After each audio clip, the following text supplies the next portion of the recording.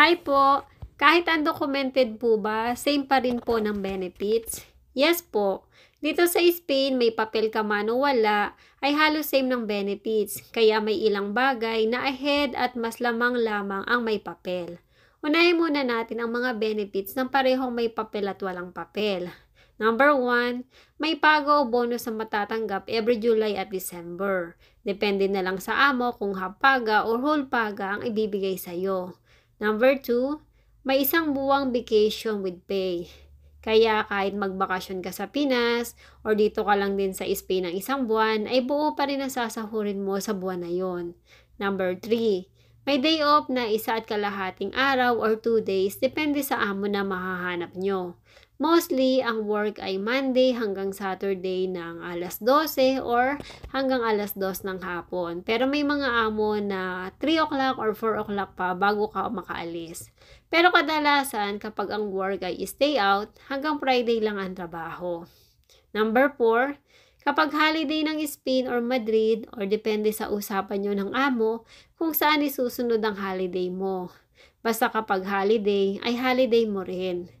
Kapag nagtrabaho ka ng holiday, OT pay na yon. Number 5, may 2 hours kang rest kung stay in or live in ang work mo. Kung stay out ka naman, depende sa amo kung ilang oras ka mag-stay sa kanila. Pero dapat 8 hours working ka lang if stay out ka sa kanila.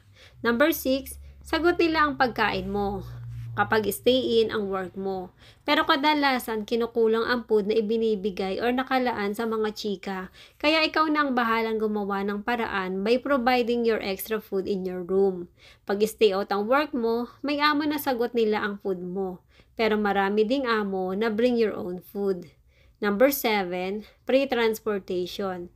Depende ito sa amo na makahanap mo. Pero once na stay in ang work mo, napakadalang na sasagutin nila ang pamasahe mo. Mostly, may free transportation ang mga chika kapag stay out or leave out ang work. Pero depende talaga sa amo na mahahanap nyo. Kasi may ilan din na sahod lang ay binibigay sa'yo. Number 8, meron tayong sick leave or emergency leave. Meaning, kapag may sakit tayo at hindi talaga natin kaya mag-work, ay pwede kang umabsent. Siyempre, kailangan mo magsabi sa kanila para alam nila. Kung ikaw naman ay stay in, ay sasamahan ka nilang magpa-check up at magpapahingahin ka nila sa room mo. At kapag may yearly check-up ka, magsabi ka lang sa kanila at papayagan ka nilang umalis. At yung emergency leave naman ay halimbawa may kailangan kang aasikasuhin lalo kapag about sa papers mo or resident ID mo. Kahit may work sila ang gagawa ng paraan para makaalis ka sa date na kailangan mo. Pero dapat magsabi din tayo ng ahead of time kung pwede. Number 9, pwede magpa-register sa public hospital. Kapag nakatatlong buwan na naka-empadron, pumunta na sa public hospital na malapit sa inyo. Dalhin lang ang passport at empadronamento. Ito naman ang ilan sa benefits na magkaiba ang may papel sa walang papel.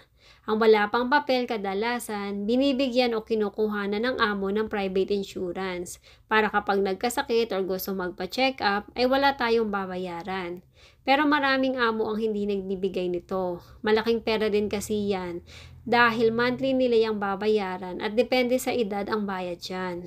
Swerte mo kung bibigyan ka ng amo mo.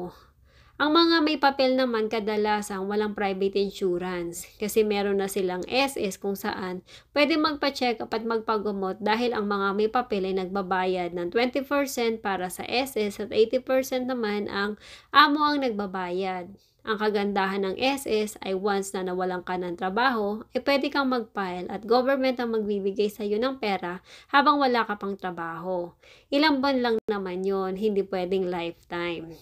Need mo pa rin maghanap ng trabaho.